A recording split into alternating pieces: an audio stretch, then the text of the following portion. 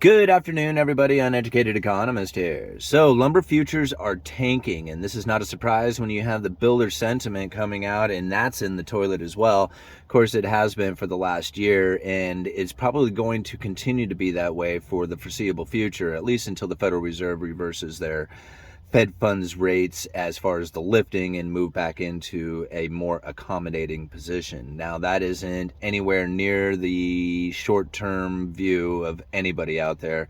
The Federal Reserve is going to keep those interest rates elevated for this foreseeable future. Anyhow, that is having a major impact on the home sales that are taking place out there. This is the reason why you're hearing so many people talking about a housing crisis, is because everybody who is involved in the real estate market, whether it's home builders, real estate agents, you know, anybody, mortgage issuers, lenders, anybody out there who has anything to do with the home building, real estate, selling, any kind of business that has to do with that, they see the crisis. They see it happening.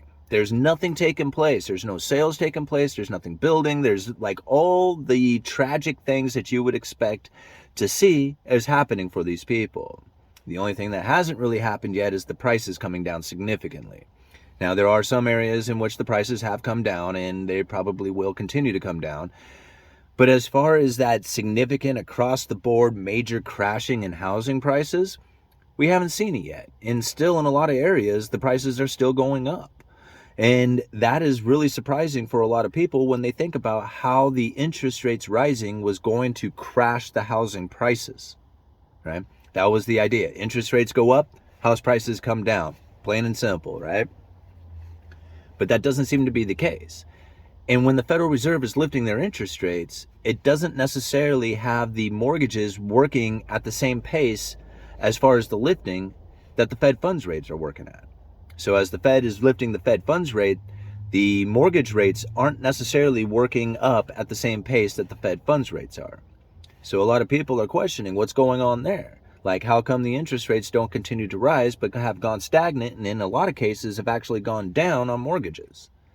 And now I have put out the argument it's because of the fact that home sales and rolling over of old debt into new debt, the refinancing, has been so diminished over the last year that there's not enough mortgage-backed securities within the market for the investors to buy, right? The demand for those things has reached its level in which that it's not going to fall any further.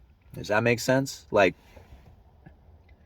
I've tried to explain this several times for people, and a lot of times I don't know if I'm just not clear when I'm explaining it, but there is a pool of mortgage-backed securities out there for investors to buy.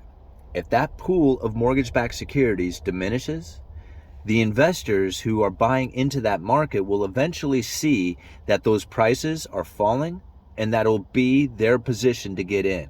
When they see that, that is going to support the mortgage-backed security market, basically keep it from falling any further. If that's the case and there's support for the market, that means the yields, right, which they pay, is going to also cap out. That means the loans that go into those mortgage-backed securities will also find that they reach their limit, so long as this is the case within the mortgage-backed security market. And so when people say as the Federal Reserve continues to lift interest rates, it's going to put the ever more increasing pressure on the mortgage market, I don't see that. I see that the initial lifting of Fed funds rates put some pressure on the mortgage market, which was quite intense, but it's not continuing to put more intense pressure on the mortgage market. It just put that initial intense pressure on it, and that's where it's been sitting ever since.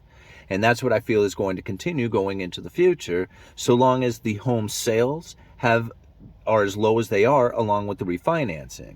That's going to keep that pool of mortgage-backed security market very, very low. And that also gives the Federal Reserve the ability to unwind their mortgage-backed securities into that market. If it's diminished, then they don't have to worry so much about flooding the market and causing the prices to drop and the yields to rise. They found support in the market, so they're able to unload some of their mortgage-backed securities into that market. So that, to me, is what's adding support for the interest rates, right, to keep them from going up or continuing to go up as the Fed lifts the interest rates. Now, as far as the prices of homes go, there is still a huge lack of homes within inventory, and it's going to continue to be that way for the foreseeable future. Think about how we are going to get inventory. Inventory is what's going to drop the prices. Now, if it's an inventory from an overbuild, that would cause inventory, right? I mean, that would cause the prices to fall. If it was an inventory build due to foreclosures, that would cause prices to fall. If it was an inventory build because all of a sudden there was like a bunch of deaths, right? Like all of a sudden people just died and they were no longer in their home, right? This would cause inventory to rise.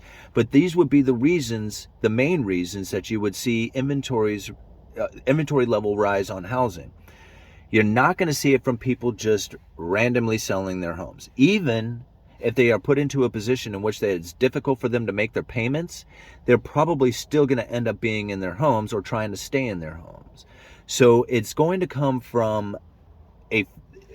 have to come from a rise in foreclosures, or it's going to have to come from a big build taking place, like the home builders all of a sudden just start ramping up production, or it's going to take a lot of people leaving their homes, whether it's like deaths or for whatever reasons, right? So these are the things that you have to look at in order to say, okay, this is what's going to cause the inventory levels to rise.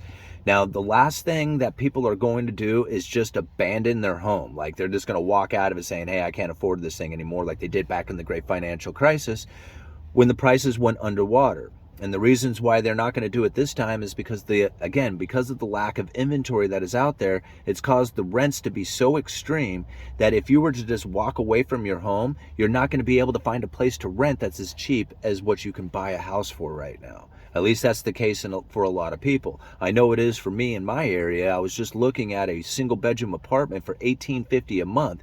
That is literally just a few $100s less than what I'm paying on a house, a 4-bedroom house. So it is definitely the case that is happening right now of a lack of inventory adding support to the prices of homes.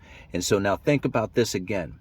There is so many people, like everybody I know who is not in a house right now is thinking about buying a house. Everybody I know, it seems like. I mean, I was just talking with my sister about it, talking with, a buddy that I work with who's looking to buy a house. I'm thinking about it for rental incomes. I mean, I'm not like actively pursuing it, but it's certainly on my mind. And I know a lot of other people who are talking about like picking up a house when it crashes, when the house prices crash, right? When it ends or when they come down. And I think to myself, wait a minute, everybody can't flood in at the same time, right? Think about how many people are waiting for a crash. They're waiting on the sidelines. And look at what the institutional investors are doing. They are front running you.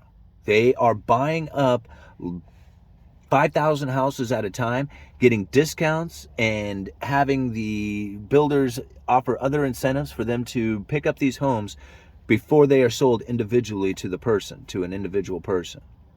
So think about that. These are homes that are never even getting a chance to go to market before they are sold to institutional investors who are then turning around and renting them out to you while you wait to buy a house.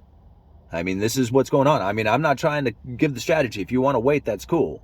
I was planning on waiting as well, and it took everything. I tried so hard not to buy a house. I was doing everything I could to try and find a place to rent because I had that thought that I want to buy a house when the housing market crashes. I want to be able to pick up a house that's much cheaper than it is today. That was a little over a year ago. The price of that house has gone up extremely high, and the interest rates have as well. There is no way that I could be able to afford that house today, right? So this is the case. I mean, this is what's happening out there. Is it going to be a reversal? Are we going to have a housing market crash? I mean, I'm not trying to say that we're not going to have one. I just want to know where it's going to come from. I just want to know what it is that is going to actually cause the inventory levels to rise to a significant point that would actually cause the prices to come down. And I just don't see that taking place yet. Not from any direction, not from the foreclosures, not from the builds, not from just regular sales, not from a demographics issue, not yet. Will it over time? Probably. But at this point, I just don't see it. Okay. Uneducated Economist. You guys let me know. What else did I want to talk about? I don't know. I think I missed something else in there. I was supposed to talk about lumber or something like that, because the lumber prices, that's probably it. The lumber prices are really low right now. I mean, you think about it, it's like at 380 per thousand. And the demand is like definitely like, I mean, I can't even like say that there's any demand out there. When you look at the contracts, there's like 500 contracts that have moved today at a 380 per thousand. That is people dumping lumber. They are getting out of this thing. They're like, man, I don't want anything to do with this stuff. And so the idea that there's going to be a huge demand for lumber going into the future just doesn't really seem to be the case when you look at the futures market. Now, when it does reverse, like I said, when this build comes back on, when the home builders start to fire up their saws again and start building homes, there's really not going to be enough inventory in the pipeline to supply the home builders out there. Or at least I guess it depends on how big the demand gets. But right now, when I see the mill curtailments taking place that they are and the inventory levels dropping like they are, it's just going to take just a little bit of an uptick in new construction demand, and we're going to see the lumber prices just skyrocket again. I mean, I'm almost guaranteeing that it's going to happen. Like at this point, I don't see it yet, but it's like that situation is coming really soon. And I would imagine that probably a little bit after the new year, we're going to know a lot more about whether or not that's going to be the case. What else do I want to talk about? Oh, here's something, a little bit of side note. I'm just kind of babbling at this point, but trying to look for other ways to share content and also monetize the channel or monetize the information or, do something.